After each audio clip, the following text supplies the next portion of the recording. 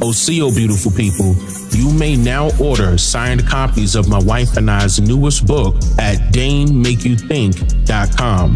Available in both paperback and hardcover prints. The first 2,500 orders will receive a special gift included with their purchase. Also, be sure to grab your copies of our other 5-star rated books at DaneCalloway.com.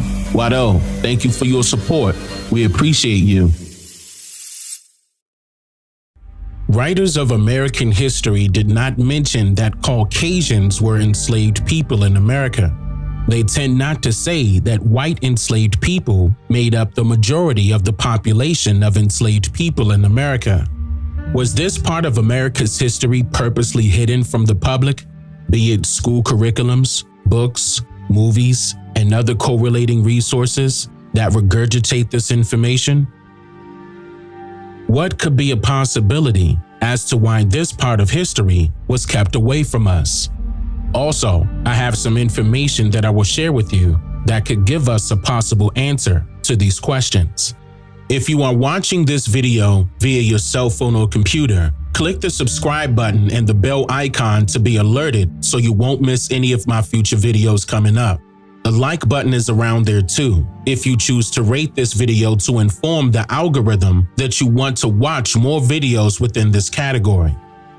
So now, what we are told concerning slavery in America can vary depending on the context, source, and perspective, but some key factors are generally emphasized in discussions and other various educational content about this matter.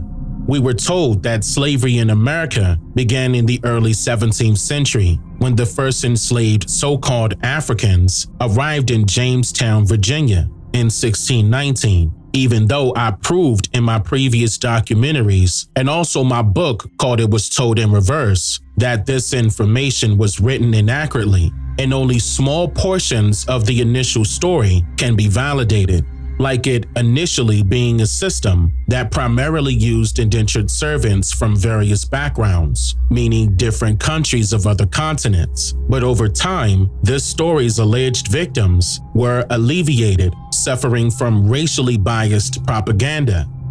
More about that in a second. One of the most highlighted and promoted stories concerning slavery in America was known as the transatlantic slave trade story, which was told to us as being the most brutal and dehumanizing aspect of the institution, because the tale alludes to millions of Africans being forcibly transported to the Americas as enslaved people. Still, it fails to mention specific descriptive details of how that courageous task was even possible. Significantly, when the British Americans' foreign population did not outnumber Africa's and the Americas' indigenous people.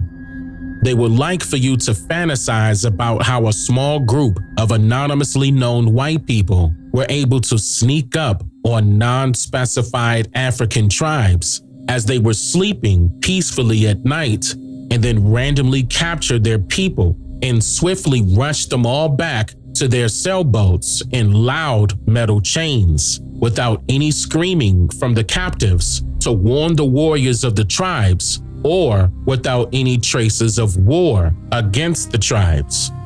Not everyone will be afraid to fight for their lives when the time arises, and not everyone will be willing to work with strangers in favor of being acceptable to their foreign policies, rules, and regulations.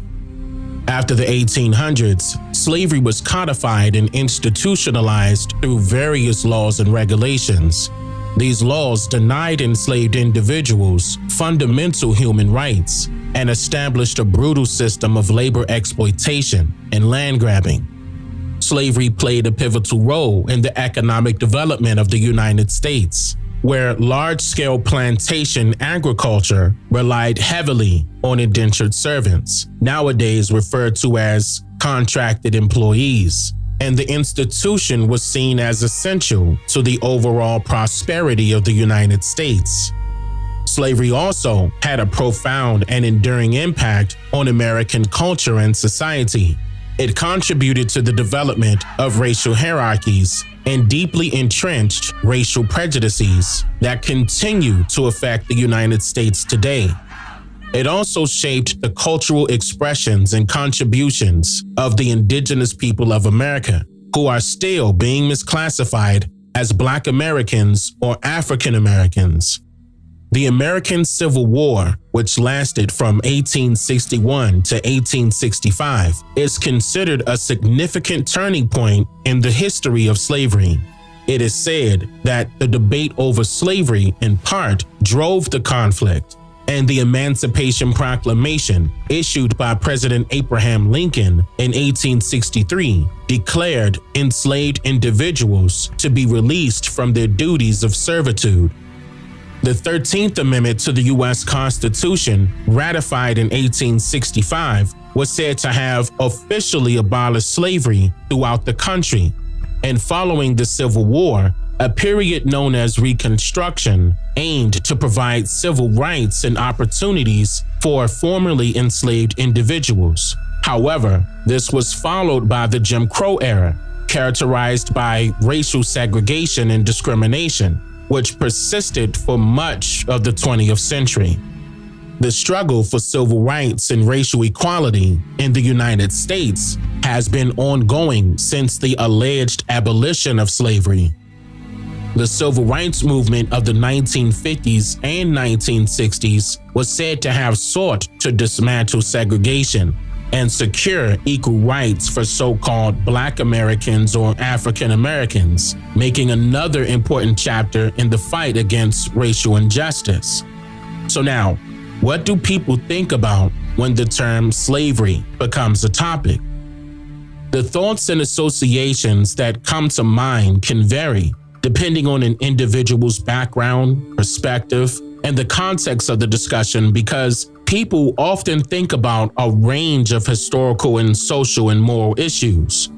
The topic also raises awareness about the importance of education and historical understanding. Many believe that acknowledging and understanding the history of slavery is essential for addressing its legacy and promoting social justice. Some people think about the cultural contributions of enslaved individuals and their descendants. These contributions could be music, art, literature, and other forms of cultural expression, like various English dialects, foods, and clothing. Still, many people immediately think of the historical injustice of slavery, particularly in the context of the slave trade and the enslavement of so-called Black Americans or African Americans in the United States. So now, what will people see on search engine results when they search the term slavery? Well, we know how search engines like Bing, DuckDuckGo, and Google, for example, will provide various results because it's based on their machine learning algorithms, and the individual user will encounter different results due to their current search history and direct geographical locations recorded by those algorithms. So we can determine that the search engine results on the term slavery vary. However, common types of results would often be links to news articles, books, and videos, a few politically driven organizations and their websites, and even some essays written by universities and other historical institutions. And let's not forget about the highly unreliable but typically encountered website called Wikipedia, which displays its articles written by anonymous writers of the world, mainly providing their opinions and some facts about subjects often searched by the public. But the majority of this website's sources listed underneath their articles of information are often unreliable, ranging from broken links of random websites to other articles archived from the internet. But to help users better understand the historical context of slavery, search engine results provide illustrations, photographs, and artwork depicting the alleged experiences of people enslaved in America. It's important to note that all search engine results when searching the term slavery would only associate their images with so-called Black Americans or African Americans as being the enslaved people of America. Even though we know that slavery in America was one of the largest profitable businesses ever. This means that if that were the case, then slavery would have no set skin complexion, and all people residing in America will be affected by it. This brings us to my next point. What people don't see within these search engine results concerning slavery in America, or even in their minds about slavery in general, would be images of white enslaved people in America. These images can change one's perspective about slavery in America because they naturally have questions about something unfamiliar. After all, this critical portion of the stories is hidden away from public relevance.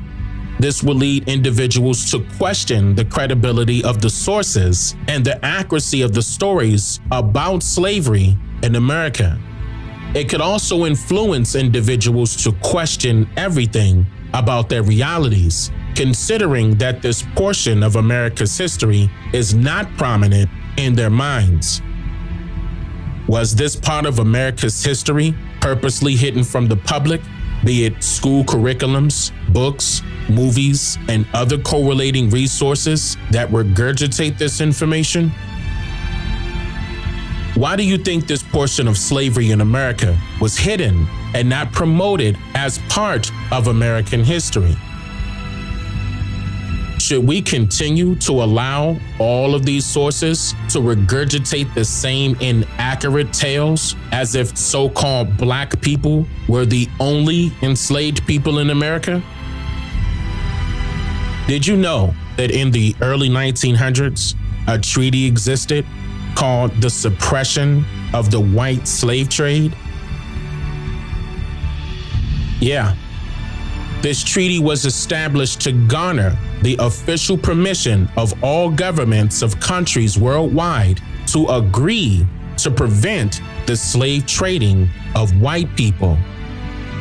The list of arranging parties was not complete until 50 years later, on March 21st, 1950. Coincidentally, right before the politically driven desegregation process of America, the Civil Rights Movement, and the Black Power movement, and at a time when young so-called Black college students were manipulated into believing that becoming electors or voters would somehow allow for themselves and their families to become first-class citizens of America. And that never happened, by the way, but how convenient is that? I hope you learned something new from this video. If you did, click the like button and leave your comments below. I'm Dane Calloway, and I'm just here to make you think.